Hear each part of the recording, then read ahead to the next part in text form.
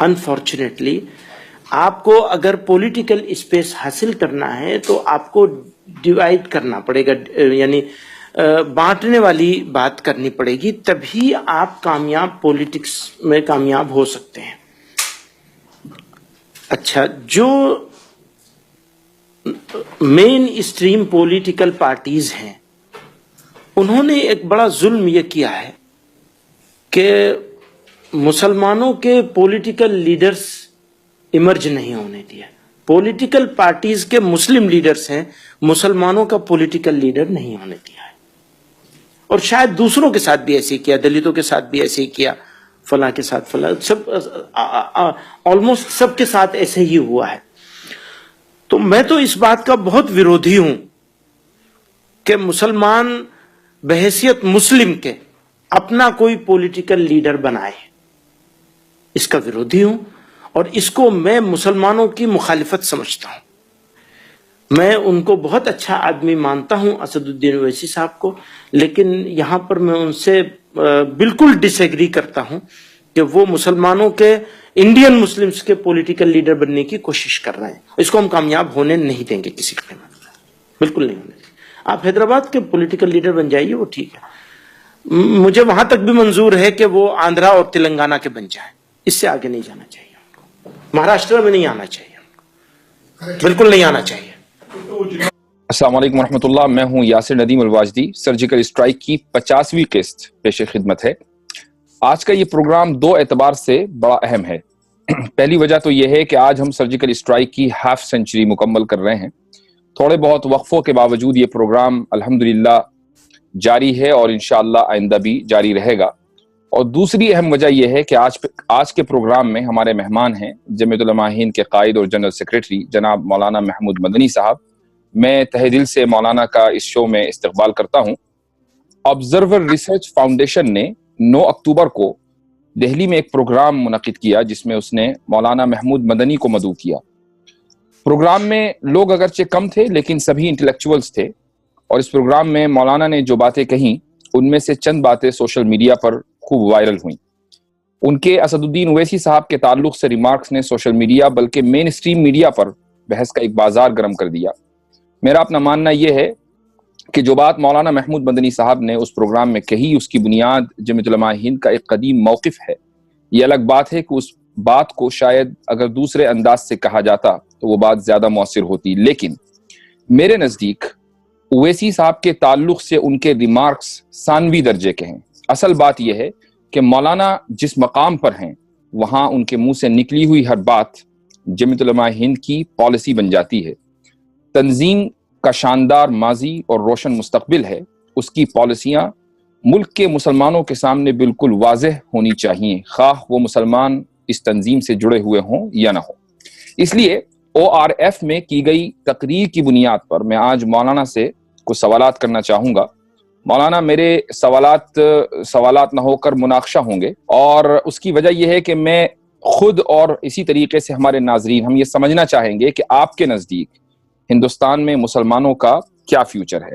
اور اس تعلق سے میرا جو پہلا سوال ہے وہ یہ ہے کہ آپ کی تقریر سے مجھے بارہا ایسا لگا کہ آپ ایک اپولوجیٹک مسلم لیڈر، یعنی آپ کا جو رویہ رہا وہ معذرت خواہانہ رہا، اور خود آپ نے اس کا اقرار کیا کہ جرمن چانسلر انجلیکا میرکل نے آپ سے کہا کہ آپ ٹیررزم کے خلاف اتنا بول رہے ہیں، ایسا لگ رہا ہے کہ آپ معذرت کر رہے ہیں۔ تو کیا واقعی یہ وجہ ہے کہ ہمارے لیڈروں کا جو رویہ ہے اپنی تقریروں میں وہ معذرت خواہانہ ہو گیا؟ نہیں، میں اس سے پوری طرح اتفاق نہیں کرتا، لیکن سامنے سے ہماری بات سن کر دیکھنے والا جو رویہ اختیار کرتا ہے یا جو محسوس کرتا ہے، کئی مرتبہ بولنے والا اس کو کی نظر اس جگہ پہ نہیں ہوتی۔ تو ہو سکتا ہے جو میں نے تذکرہ بھی کیا جس کا انجیلا میرکل کے حوالے سے، کہ وہ جب چانسلر بنی تھی جرمنی کی، اس سے 1 مہینہ پہلے انڈیا کی وزٹ ہوئی تھی، اور وہ جمعیت کے آفس میں مجھ سے ملنے کے لیے آئی تھی۔ تو ہمارے آفس میں وہ آئی تھی اور یہیں وہ بات چل رہی تھی۔ تو انہوں نے کہا کہ آپ لوگ اتنا زیادہ صفائی مت دیجئے، یہ آپ کا اتنی صفائی دینے سے میسج دوسرا جاتا ہے، تو آپ بہت وہی جو معذرت خواہانہ اپولوجیٹک ہے آپ فیل ہوتا ہے۔ تو اس حوالے سے آپ کی بات کسی حد تک درست ہو سکتی ہے اور انجیلا کی بھی درست ہو سکتی ہے، لیکن ہماری پرابلم کیا ہے؟ ہماری پرابلم یہ ہے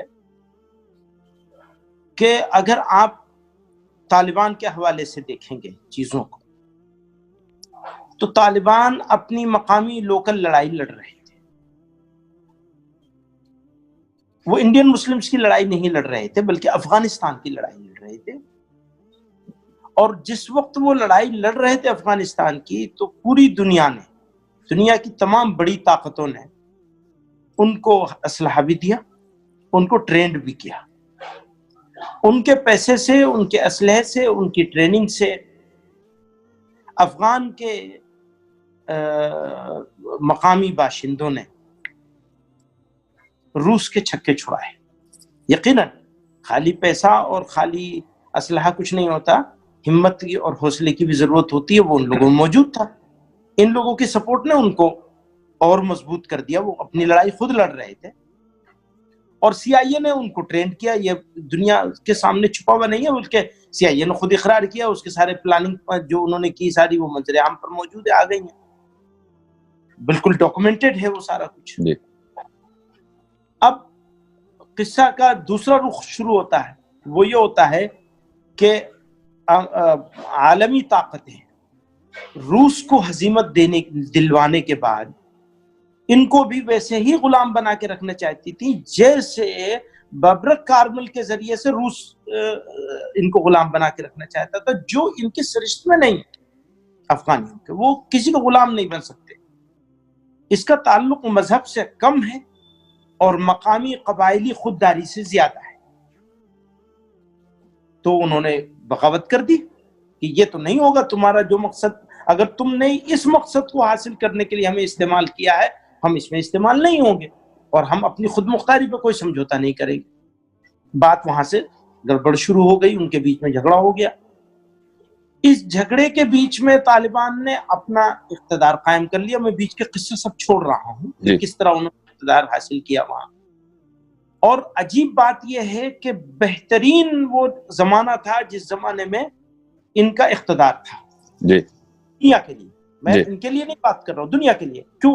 دنیا کے سامنے اس وقت 5 بڑے مسائل میں سے ایک بڑا مسئلہ ہے منشیات. وہ زمانہ اگر آپ اٹھا کر کے دیکھیں تو اس علاقے سے منشیات کی پیداوار اور ترسیل پچھلے 300 سال کی تاریخ میں سب سے اقل درجے پر تقریباً ختم ہو گئی تھی.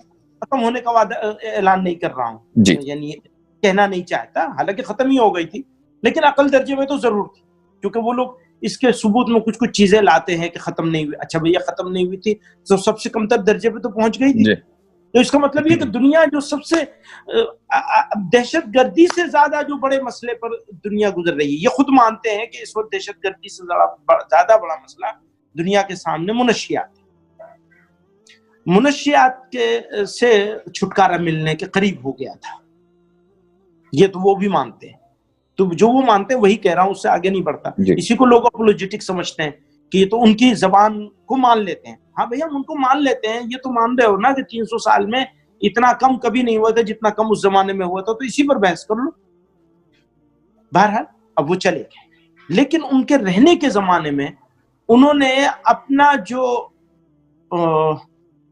اپنی طرف سے جو ڈکلیریشن دیا اپنے مسلک، اس کو دیوبند کے حوالے سے، حضرت شیخ الہند رحمۃ اللہ علیہ کے حوالے سے انہوں نے اپنے آپ کو اپنی پہچان یا اپنے دستور اور اپنی آئیڈیالوجی گویا کہ انہوں نے دیوبند سے لنک کی. جی ہاں بالکل جی. اب ان کا نظریہ، ان کی آئیڈیالوجی، ان کا مسلک دیوبند اور شیخ الہند سے وابستہ ہے رحمۃ اللہ علیہ سے، تو آٹومیٹک دیوبند ٹارگٹ پر آ گیا.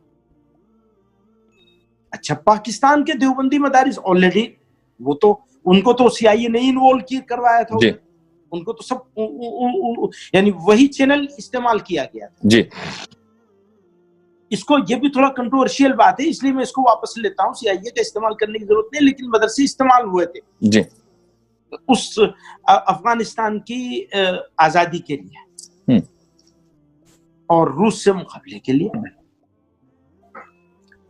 پر دیوبند کا کہیں لینا دینا، یعنی دیوبندی مسلک آپ کہہ سکتے ہیں، لیکن دیوبند مدرسے کا کہیں سے کوئی لینا دینا نہیں تھا سارے معاملے. نہ تھا، نہ ہے، نہ آگے ہوگا انشاءاللہ، کیونکہ دیوبند کا مدرسہ تو ایک تعلیمی ادارہ ہے. پر بین الاقوامی میڈیا، پاکستان کا میڈیا اور انڈیا کا میڈیا، سب کے ٹارگٹ پر دارالعلوم دیوبند آ گیا. دیوبند سے ہٹ کر بات دارالعلوم دیوبند پر آ گئی.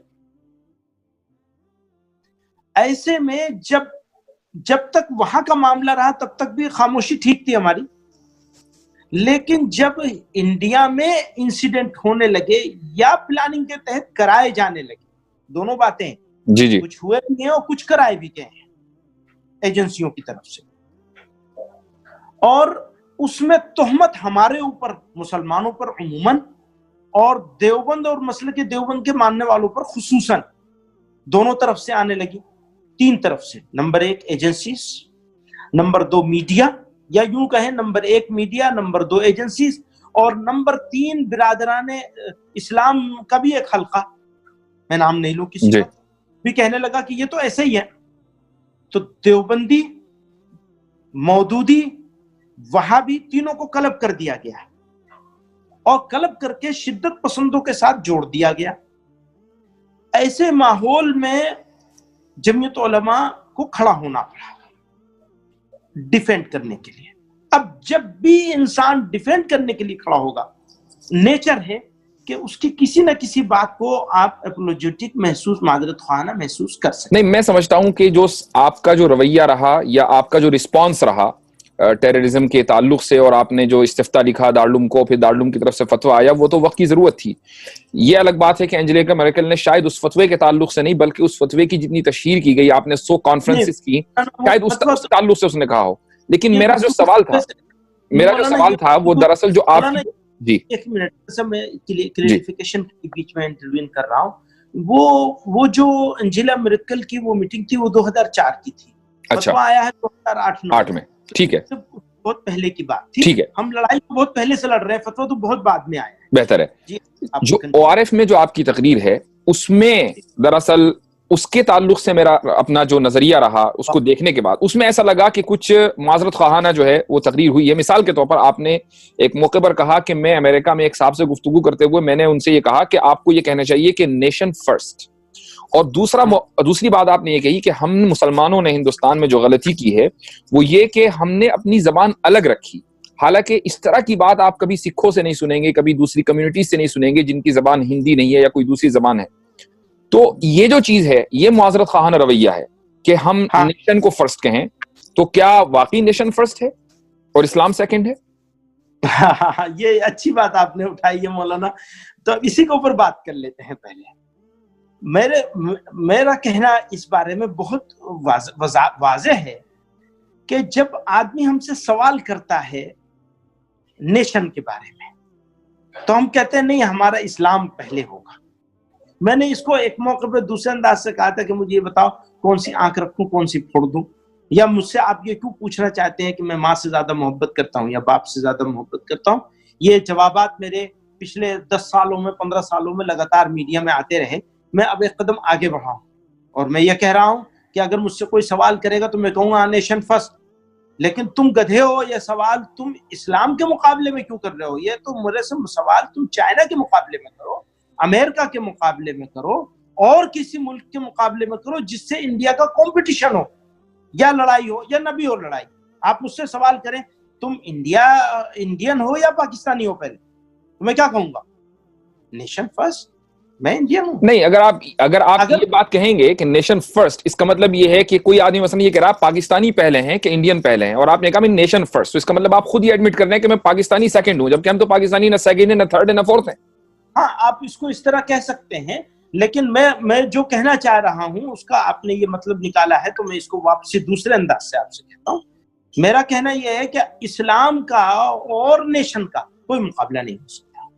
مذہب کا اور نیشن، اسلام بھی چھوڑیے، ریلیجن اور نیشن کا میں سے کسی ایک کو چوز کرنا یہ نہیں ہو سکتا. نیشن کا مقابلہ نیشن کے ساتھ ہوگا، ریلیجن کا مقابلہ ریلیجن کے ساتھ ہوگا. کوئی مجھ سے کہے کہ تم کرسچن ہو یا مسلمان ہو، میں کیا کہوں گا؟ مسلمان ہوں. کوئی مجھ سے کہے تم سناتن دھرمی ہو، ہندو ہو، یا مسلمان ہو تو میں یہی کہوں گا کہ نہیں کسی قیمت پر میں سناتن دھرمی نہیں ہو سکتا، میں مسلمان ہوں. لیکن کوئی مجھ سے یہ کہے کہ تمہیں کھٹا پسند ہے یا میٹھا پسند ہے تو میں کہوں گا مجھے کھٹا نہیں میٹھا پسند ہے. اب کوئی مجھ سے کہنے لگے کہ تم مٹھائی پسند کرتے ہو یا پتھر پسند کرتے ہو، یہ تو بیوقوفی کی بات ہے. پتھر کون پسند کرے گا؟ ٹھیک. تو یہ سوال ہی احمقانہ اور بیوقوفانہ ہے. اس لیے یہ سوال امریکہ میں بھی کھڑا ہے کہ مسلمان جو ہیں وہ مسلمان ہیں اور امریکن نہیں ہیں. ارے بھائی وہ تو کوئی ہمارے اوپر یہ الزام لگائے کہ تم چائنیز ہو امریکن نہیں، تو اس الزام کا ہم جواب دیں گے. لیکن اسلام کا اور نیشن کا کوئی مقابلہ ہو ہی نہیں سکتا. یہ سوال ہی غلط ہے بنیادی طور پر. یہ کہنا چاہتا ہوں اس کہنے کے لیے میں کہنا چاہتا ہوں کہ مسلمان کو زور سے کھڑے ہو کے کہنا چاہیے نیشن فرسٹ. اور زبان کے تعلق سے کیا واقعی ہم نے غلطی کی کہ ہماری ایک زبان الگ ہے ہندی سے متعلق، ہندی سے الگ؟ جی میری بات اب یہ بھی بہت اچھا بڑا کنٹروورشیل اور بڑا اچھا سوال ہے. میں اس بارے میں اپنی بات پر پوری طرح قائم ہوں، ابھی بھی قائم ہوں کہ ہم نے زبان کے بارے میں یہ ضد کر کے کہ ہم اردو ہر حال میں رکھیں گے غلطی کری ہے. یا تو اردو رکھی ہوتی تو پوری طرح رکھی ہوتی. آج ہمارے جوان بچے بچیاں ہی اردو سے نابلد ہو چکے ہیں آلریڈی ایجوکیشن سسٹم کی وجہ سے. اس میں ہمارا قصور نہیں ہے لیکن ہو چکے ہیں. اب ان کو ہونے سے بچانے کے لیے یہ تو ہمیں اپنے اردو کے ایجوکیشنل انسٹیٹیوشن کھڑے کرنے چاہیے تھے. اچھا آپ نے ایجوکیشنل انسٹیٹیوشن اردو کے کھڑے کر لیا اور کھڑے بھی ہیں، مہاراشٹر میں کھڑے ہیں، لیکن مین اسٹریم سے سب لوگ باہر ہیں. اب جب مین اسٹریم سے باہر ہو گئے تو امپلائمنٹ پہ ان کو کیسے موقع ملے گا؟ ملک کی خدمت کرنے کے جہاں سے مواقع ہوتے ہیں اور مسلمانوں کا ریپرزنٹیشن پوری طرح ریپرزنٹ کرنے کا، وہاں سے آپ باہر ہو گئے. ایک بات. لیکن اس سے ہٹ کر کے ایک بہت ہی باریک سا نقطہ ہے جو میں آپ شاید سمجھ میں آ جائے، اللہ کرے نہیں تو پھر آپ اور ہم لوگ ڈس ایگری کریں گے اس سے. وہ یہ ہے کہ اسلام کا بنیادی مقصد ہے دنیا انسانیت تک اللہ کی وحدانیت اور رسول اللہ کی رسالت وغیرہ وغیرہ وغیرہ جو ایمان ہے اس کی دعوت دینا اور اس کو پہنچانا ہے. بنیادی مقصد ہے ہمارا. میں ایسا سمجھتا ہوں، پتہ نہیں آپ اس سے ایگری کریں گے یا نہیں. اب جب تک ہم ان لوگوں کی زبانوں میں جو ہمارے مخاطب ہیں، ہم یہاں رہے ہیں اس ملک میں باوجود اقلیت میں ہونے کے ہم نے رہنا منظور کیا، باوجود دشمنی کا ماحول پیدا ہو جانے کے ہم نے رہنا منظور کیا، باوجود اس کے کہ تعصب اور فرقہ پرستی موجود تھی پھر بھی ہم نے رہنا یہاں کا فیصلہ کیا رہنے کا. تو کس لیے کیا؟ تاکہ ان لوگوں تک ایمان کی دعوت پہنچا سکے. ورنہ تو پاکستان بیسٹ آپشن تھا چلے جانے کے لیے. اس آپشن کو اختیار نہیں کر کے انڈیا میں رہے. تو اس کے بہت سارے ریزن ہیں انڈیا میں رہنے کے. یہ کہ ہمارا وطن ہے، ہم نے اس کو چوز کیا انڈیا کو، ایک بات یہ ہے کہنے کی.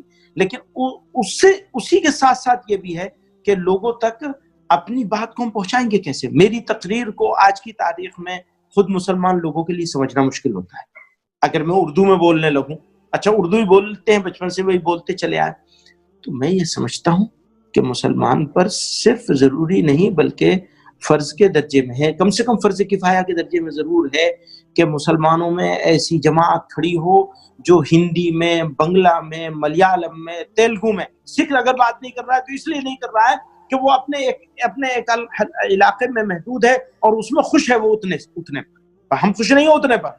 ہماری تو یہ ذمہ داری ہے مرتے دم تک کہ ہم لوگوں تک وہ پیغام پہنچائیں جس پیغام کے لیے ہمیں اللہ تعالیٰ نے یہاں ڈپیوٹ کیا ہے. ٹھیک ہے. اس آپ کے اس پورے اسٹیٹمنٹ پر میرے کچھ تحفظات بھی تھے، لیکن میں پھر بھی آگے بڑھوں گا چونکہ وقت کی بھی ہمارے پاس قلت ہے. جو اس سے سب سے اہم جو چیز آپ نے اس میں کہی، بلکہ جو مجھے ایک قابل اعتراض لگی ہے، اہم نہیں کہوں گا، قابل اعتراض کہوں گا، اس میں آپ نے ایک جملہ بولا ہے اور کہا ہے کہ اگر اصل ہندوتو ہندوستان میں آ جائے تو پھر تو کسی کے لیے کوئی خطرہ نہیں اور مسلمان اتنے آرام سے رہے گا کہ کسی بڑی سے بڑی اسلامی ریاست میں نہیں رہ سکتا. تو میرا سوال یہ ہے کہ ایک طرف آپ کی جو تقریر کی، میں اپنا سوال مکمل کر لوں پہلے میں، کہ ایک طرف جمعیت کا موقف بھی یہی ہے اور غالباً آپ کی تقریر کی بنیاد بھی یہ ہے کہ ہم اس ملک میں اسلام یا مسلمان کی سیاست نہیں کریں گے، اور دوسری طرف ہم ہندوتو کی بنیاد پر جو سیاست ہو رہی ہے اس کو انڈورس کر رہے ہیں. سیاست کو انڈورس نہیں کر رہا ہوں، بلکہ سیاست کو کاٹنے کے لیے یہ جملہ کہا ہے میں کہ اصل ہندوتو اگر آئے جس میں برابری ہے، انصاف ہے، فلاں ہیں فلاں ہیں، اس کا پورا وہ ایک ڈیفائنڈ چیز ہے. لیکن ہندوتو میں تو برابری ہو ہی نہیں سکتی. جو ہندوازم کاسٹ سے ان کے اس کی بنیاد پر ہو. سوال دہرا دیں اسے میں کریکٹ کروں.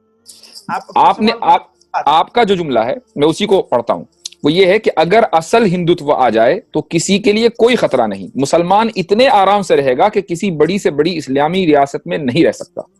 ہاں، تو اگر یہ جملہ میرا ہے آخری والا کہ کسی بڑی سے بڑی اسلامی ریاست میں نہیں رہ سکتا، تو میں اس جملے کو واپس لیتا ہوں، اس کے لیے معافی چاہتا ہوں آپ سے بھی اور لوگوں سے بھی جن کو تکلیف، یقیناً یہ تکلیف پہنچانے والا جملہ ہے.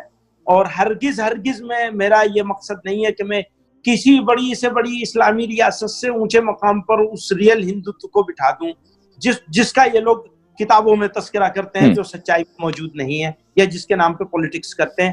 تو دو باتیں یہاں آ گئی. نمبر ایک، جتنا جملہ آپ پڑھ کے سنا رہے ہیں اگر وہ صحیح ہے، آج دو میں کوئی باتیں ایسی کہہ دیتا ہے، ہو سکتا ہے میں نے کہہ دی ہوں، تو میں اس کو واپس لیتا ہوں، اس سے معذرت کرتا ہوں، اس کے لیے معافی چاہتا ہوں، اور کی درستگی کے لیے میں لکھ کر کے باقاعدہ ORF میں بھی بھیجوں گا کہ یہ میں اپنی اس جملے کو واپس لے رہا ہوں، صرف اب تک نہیں رکھوں گا. نمبر ایک. نمبر دو، آ جائیے اس بات پر، جتنا یہ جملہ ہے پہلے والا اس کو کاٹ کر آخری والے کو، اتنے کو یہ جملہ اس کو انڈورس کرنے کے لیے نہیں بولا گیا ہے، بلکہ اس کو ڈسکاؤنٹ کرنے کے لیے بولا گیا کہ تم ریئل ہندوتو کی بات نہیں کر رہے ہو، بلکہ ریئل ہندوتو اگر آ جائے گا تو کوئی خطرہ نہیں. یہ میں ابھی بھی ٹھیک ہے. آگے بڑھتے ہیں. آپ جو پورا موضوع تھا وہ دراصل ریڈیکلائزیشن پر تھا، اور ظاہر ہے کہ ریڈیکلائزیشن ہی کی بنیاد پر آپ کو وہاں بلایا گیا تھا کہ کیسے اس کا مقابلہ کریں. شاید آپ کے علم میں بھی ہوگا کہ اس ٹرم کو سب سے پہلے جارج بش نے مسلمانوں کے تعلق سے بولا، ریڈیکل مسلمز. اور ریڈیکل کے مقابلے میں جو ٹرم آتی ہے وہ ہے پروگریسو. اور ریڈیکل کا مطلب یہ ہے کہ جو اپنی بنیاد سے جڑا ہوا ہو.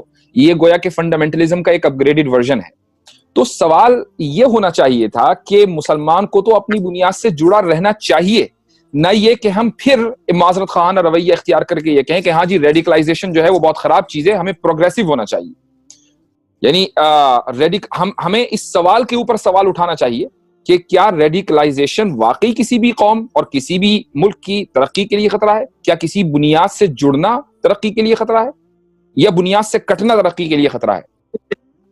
ریڈیکلائزیشن کا اردو میں ترجمہ کیا کریں گے؟ بنیاد پرستی. اگر آپ صرف بنیاد پرست کہیں تو ہم تو یہ سمجھتے ہیں کہ بنیاد پرست کو انگلش میں فنڈامنٹلسٹ کہا جاتا ہے. جی، فنڈامنٹلزم کی بات جہاں ہوگی وہاں ہم یہ جواب دیں گے، لیکن ریڈیکلائزیشن کی جہاں بات ہوگی وہاں ریڈیکلائزیشن کا پرفیکٹ ٹرانسلیشن بنیاد پرستی نہیں ہے. ریڈیکلائزیشن کا جو میں سمجھتا ہوں، سکتا ہے میں غلط ہوں کیونکہ میں انگلش کا بہت اسکالر نہیں ہوں آپ کی طرح سے، تو مجھے ایسا لگتا ہے کہ ریڈیکلائزیشن اور فنڈامنٹلزم دونوں میں فرق ہے. ٹھیک ہے. تو اگر آپ گویا کہ اس کو منفی معنی میں لیتے ہیں تو اس اعتبار سے آپ نے یہ بات کہی ہے. بالکل ٹھیک ہے. اب اگر اسی پر اب اگلا سوال ہے کہ ایک صاحب نے آپ سے سوال کیا کہ جو پاکستانی مدرسوں میں ریڈیکلائزیشن ہو رہا ہے وہ کیوں ہو رہا ہے، جو پاکستانی دیوبندی مدرسے ہیں. آپ نے انہی سے پوچھا کہ آپ جواب دیجئے. انہوں نے کہا کہ دراصل دیوبندیوں کے بھی دو دھڑے تھے. ایک تو گروپ تھا جس کو حضرت مدنی لیڈ کر رہے تھے، اور دوسرا گروپ علامہ شبیر احمد عثمانی کا تھا، اور آپ نے اس کی تصویب کی. تو گویا کہ ایک طرح سے آپ نے یہ میسج دیا. اصل میں اس بحث میں پڑھنا نہیں چاہتا تھا، اس بحث سے نکلنا چاہتا تھا. تصویب کس طرح سے کری ہے میں؟ آپ نے کہا کہ ہاں یہ بات بالکل صحیح کہی آپ نے. گویا کہ ریڈیکلائزیشن کی جو مدرسوں میں، پاکستانی مدرسوں میں بنیاد ڈالی ہے وہ علامہ شبیر احمد عثمانی نے ڈالی ہے. اس سے تو یہ میسج جاتا ہے. اس وقت تو علامہ شبیر احمد عثمانی رحمۃ اللہ علیہ کے ماننے والے ہوں یا مولانا حسین احمد مدنی رحمۃ اللہ علیہ کے ماننے والے ہوں، پاکستان کے مدرسوں میں کون بچا ہوا ہے؟ جی، کون بچا ہوا ہے؟ اور کون غلط ہے کون صحیح ہے اس کا فیصلہ میں نہیں کر سکتا. لیکن کچھ بحث ایسی ہوتی ہے جس بحث میں برائے بحث پڑھنے سے بات کا ڈائریکشن ختم ہو جاتا ہے. ہم انڈیا کے مسلمانوں کو ڈیفینڈ کرنا چاہتے ہیں ہر مقام پر، ہر جگہ پر. انڈین مسلمز، انڈین مدرسے، انڈین علماء. نہیں تو میرے خیال سے اس کا بہتر نیریٹو یہ ہے کہ اس کا تعلق علاقائیت سے اور قبائلیت سے ہے، چونکہ وہ پورے علاقے قبائلی ہیں. یہ بات صحیح، میں اس سے ایگری کرتا ہوں. اور کسی اور موقع پر اس کو میں نے استعمال یہی خیالات کا اظہار بھی کیا ہے کہ اس کو دیوبندیت اور بریلویت سے ملا کر نہ دیکھا جائے، ورنہ سلمان تاثیر کا قتل کرنے والا تو بریلوی تھا. تو آپ یہ کیوں کہتے ہیں کہ دیوبندی لوگ ہی ایکسٹریمسٹ ہیں؟ بھیا یہ تو حالات نے ان لوگوں کو ایسی جگہ پہ کھڑا کر دیا، چاہے وہ دیوبندی ہو چاہے بریلوی ہو، جب مسلمان جو بھی ہے وہ ایک ایسی جگہ پہ کھڑا ہے. بہتر. تو اس کو اس جگہ پہ مت لائیے کہ مولانا مدنی کے ماننے والے لوگ جو ہیں وہ بڑے شریف ہیں اور وہ شدت پسند ہو گئے. جی اگر یہ میسج گیا ہے تو میں اس کے لیے بھی بالکل معذرت خواہ. بہتر. جمیعت علماء اور جگہ معذرت خواہ نہ ہو آپ کے ساتھ. آپ خود بار بار اپنے جلسوں میں اور اپنا جو آپ کا بروشور ہے اس کے اندر جگہ جگہ جمیعت علماء ہند کے تعلق سے یہ اعلان کرتے ہیں کہ جمیعت علماء ہند کوئی سیاسی پارٹی نہیں. تو ایک غیر سیاسی پارٹی کسی سیاسی پارٹی کو دوسرے صوبے میں آنے سے کیسے روک سکتی ہے؟ یعنی کیا اس غیر سیاسی پارٹی کو یہ اخلاقی حق حاصل ہوگا کہ وہ ایک سیاسی پارٹی اور پولیٹیکل شخص کے بارے میں یہ کہے کہ ہم اس کو فلاں صوبے میں آنے نہیں دیں گے یا اس کو اس کے صوبے سے نکلنے نہیں دیں گے؟ ہاں دیکھیے، یہ جملہ آنے نہیں دیں گے یہ جملہ خود میرے مزاج کے خلاف ہے. میں اس طرح کے جملے عموماً نہیں بولتا ہوں. اور کس رو میں نے بولا ہے تو یہ آپ اس پس منظر میں اگر دیکھیں گے کہ ہم تو غیر سیاسی پارٹی ہیں اور میں خود بھی غیر سیاسی ہوں. آج کل تو ابھی 2012 میں ٹرم پورا ہوا راجیہ سبھا کا، اور اس وقت سے ابھی تک کسی پولیٹیکل پارٹی کے پلیٹ فارم پر پولیٹیکل پارٹی کی حمایت کے لیے، مخالفت کے لیے، کسی چیز کے لیے نہیں گیا. لیکن ایک بات ہے، اس بنیادی بات پر آ جائے، یہ سوال پر جی. یہ جملوں پر تو ٹھیک ہے، جملوں پر آپ اعتراض بھی کر لیں گے، میں مان بھی لوں گا، مجھے اس میں کوئی میرا ذاتی عزت کا مسئلہ نہیں ہے. میں معذرت بھی کر سکتا ہوں، واپس بھی لے سکتا ہوں. اسد الدین اویسی صاحب میں ہمارے دوست ہیں، وہ مجھے بھائی کہتے ہیں.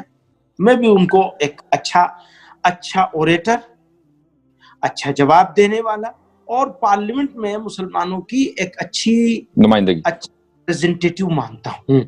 اپنے سے اچھا، یقیناً میرے سے اچھے.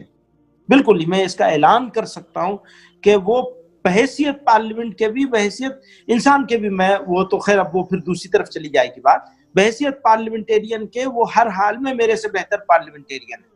یہ ڈسکلیمر میرا آپ نوٹ کر لیجئے، وہ ہر حال میں مجھ سے بہتر پارلیمنٹیرین ہے.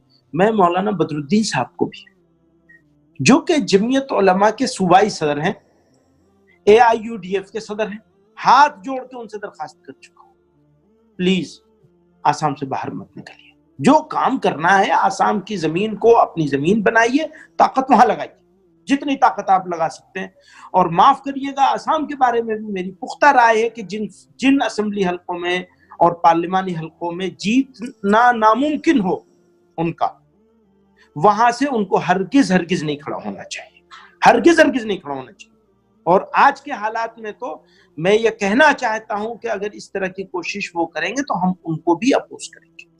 تو گویا کہ نیشنل لیول کے اوپر اگر مسلمانوں کا ایک مسلم قائد ابھرتا ہے تو وہ آپ اس کو اپوز کریں گے، اور آپ سمجھتے ہیں کہ وہ نیشنل انٹرسٹ میں نہیں ہے.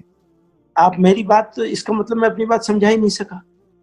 نیشنل لیول پر مسلمانوں کی قیادت کا سوال نہیں ہے، سوال ہے اسمبلی اور ان اسمبلی اور پارلیمانی حلقوں میں جہاں مسلمان اپنے بل پر یا اپنے ساتھ کسی گروپ کو لے کر، مثلا دلتوں کو ساتھ لے لے اور دلتوں کو ساتھ لے کر ان کے ساتھ ایسی پوزیشن کھڑی ہو جائے کہ ہاں یہ سیٹیں جیتی جا سکتی ہیں، ان سیٹوں پہ شوق سے لڑے. اگر میرے پاس، مجھے بہت زیادہ تفصیل نہیں معلوم تھی کہ آپ اس حوالے سے کوئی تفصیل لیں گے تو میں آپ کو وہ ڈیٹا پیش کر سکتا ہوں، اب نہیں اگلی کسی اس میں، یا بھیج دوں گا میں آپ کو. وہ ڈیٹا موجود ہے کہ مہاراشٹر کی اسمبلی میں کن سیٹوں پر کیا کیا فائدے ہوئے، کیا کیا نقصان ہوئے. اور آسام میں بھی یہ ہوا ہے. آسام کی صوبائی اسمبلی میں کم سے کم 12-14 سیٹیں ایسی ضرور ہیں، لوگ تو 22-25 کہتے ہیں، لیکن پوری احتیاط کے ساتھ کہہ رہا ہوں 12-14 سیٹیں ایسی ہیں جن پہ اگر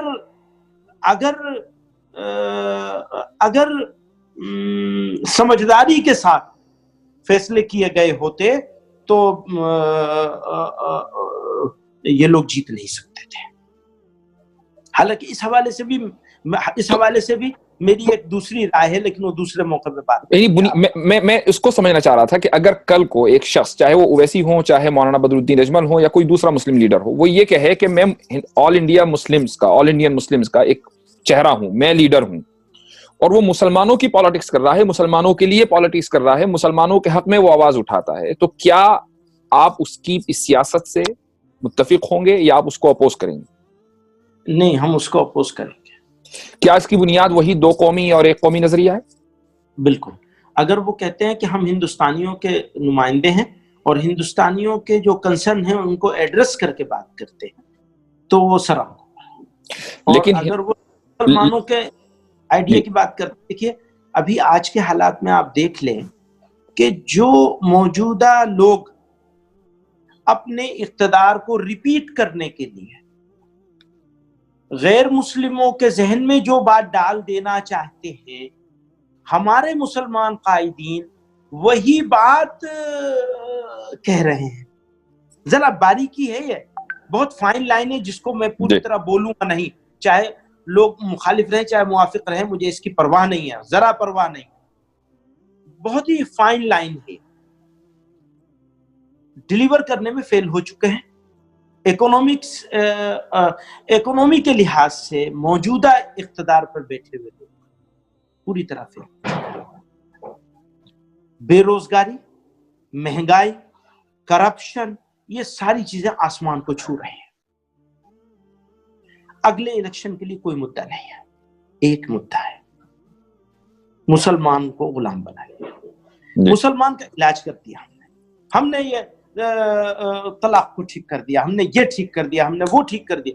اچھا، اور آپ کہہ رہے ہیں یہ تو مسلم مکت بھارت بنانا چاہتے ہیں، اس کا مطلب یہ کہ جو چیز وہ غیر مسلموں کو پہنچانا چاہتے ہیں آپ اس کو انڈورس کر رہے ہیں۔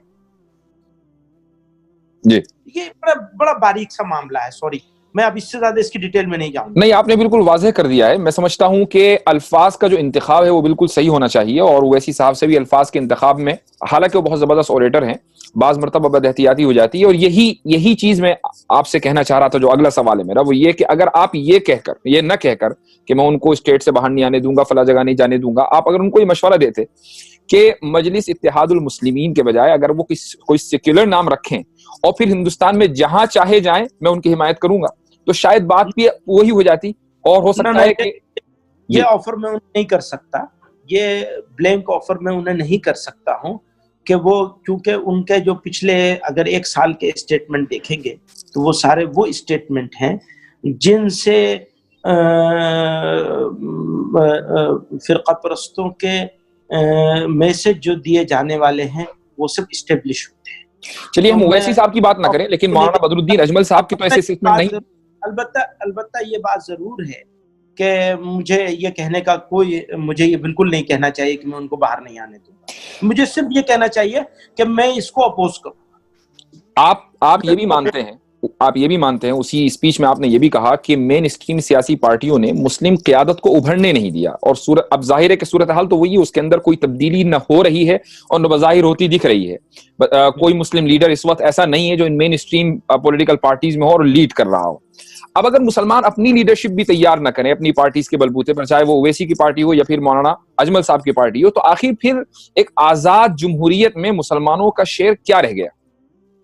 دیکھیے یہ سوال بلیک اینڈ وائٹ میں کرنا مشکل ہے اس کا جواب، لیکن مولانا بدر الدین صاحب ہوں یا اویسی صاحب ہوں، یہ موجود ہیں پارلیمنٹ میں، اور مولانا بدر الدین صاحب تو ان کے ڈبل ہیں، جسمانی اعتبار سے نہیں، اس کے اعتبار سے ان کے پاس 1 MP ہے، ان کے پاس 3 MP ہیں، اور ایک ہندو ہے اس میں سے۔ اگر 2 مسلمان ہیں تو 1 ہندو ہے، اور اگر وہ صحیح معنوں میں لڑ لیتے، صحیح طرح سے ساتھ دے دیتے تو ہو سکتا ہے 3 ہندو ہو جاتے اور 2 ہی مسلمان رہتے، جس طرح لڑایا انہوں نے۔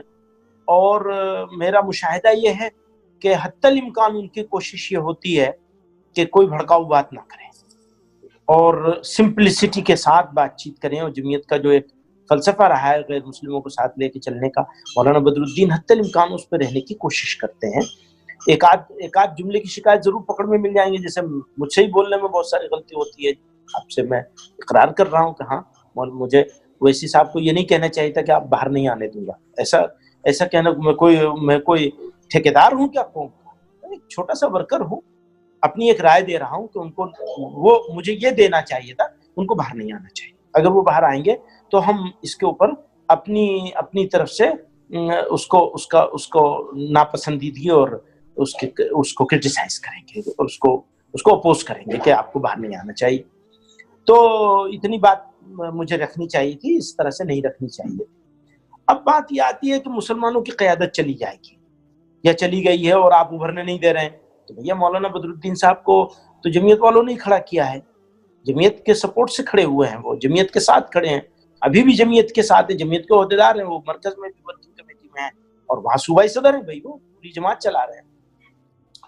تو ہم یہ ایسا کیوں ناپسند کریں گے کہ مولانا بدرالدین نہ آئیں یا اویسی صاحب نہ آئیں؟ نہیں، میرا سوال یہ نہیں ہے، میرا سوال یہ تھا کہ مسلمانوں کا جمہوریت میں شیئر کیسے رہے گا جبکہ کوئی قیادت نہ تو مین اسٹریم پارٹیز میں ہے اور نہ ہی مسلمان؟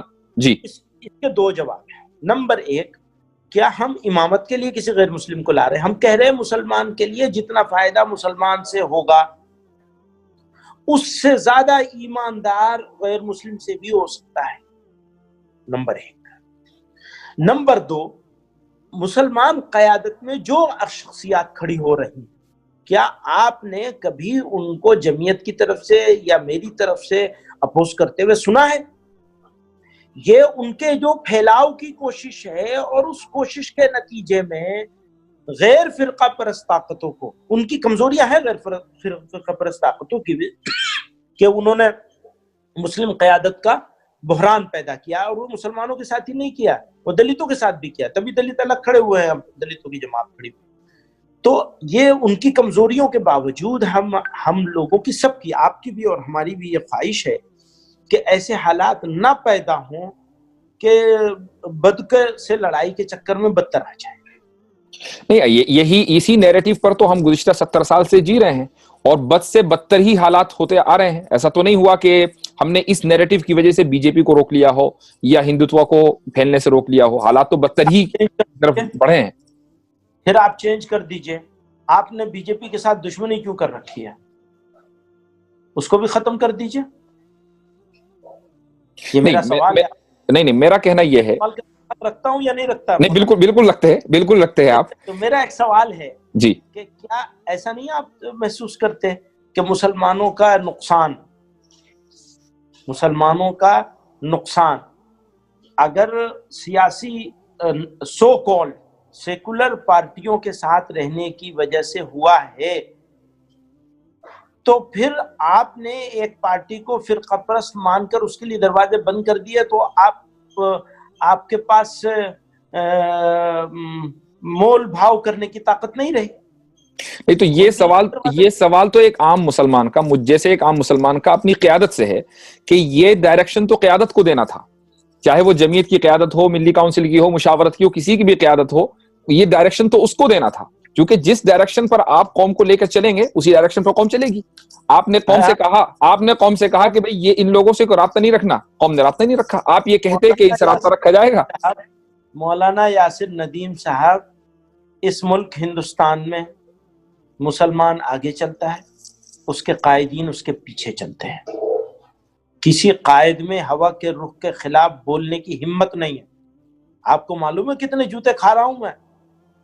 ایک ہی جملہ ہے، وہ اس کی تہ میں جائے بغیر، بس کفر ہی کا فتویٰ نہیں آیا، باقی سارے آگے ہیں۔ تو آپ وہ تو مسلمان آگے چلتا ہے، لیڈر پیچھے چلتے ہیں، پکی بات ہے، بالکل بنی ہوئی۔ اگر صحیح ڈائریکشن مولانا آزاد اور مولانا حسین احمد مدنی کی بھارت کے مسلمانوں نے مان لی ہوتی، پاکستان بن گیا ہوتا؟ کبھی نہیں بنتا۔ مانا کہاں؟ یہ تو فیل تھے، معاف کریے گا، 100% فیل تھے۔ اس کے باوجود بھارت میں پاکستان سے زیادہ مسلمان بسے ہوئے ہیں، اور الحمدللہ اطمینان کے ساتھ کہتا ہوں میں، پڑوس کے جتنے ملک ہیں ان سے اچھے حال میں ہیں ہم، خرابیوں کے باوجود۔ ٹھیک، اس کا یہ مقصد نہیں ہے کہ کوئی خرابی نہیں، بہت خرابیاں، اس کے باوجود الحمدللہ اچھے حال۔ بہت شکریہ، روپیہ نہیں ہے, ہم نے حاصل کیا ہے بہت کچھ. پہلے بھی ہم نے حاصل کیا تو 70 سالوں میں بھی بہت کچھ حاصل کیا. بالکل بالکل صحیح.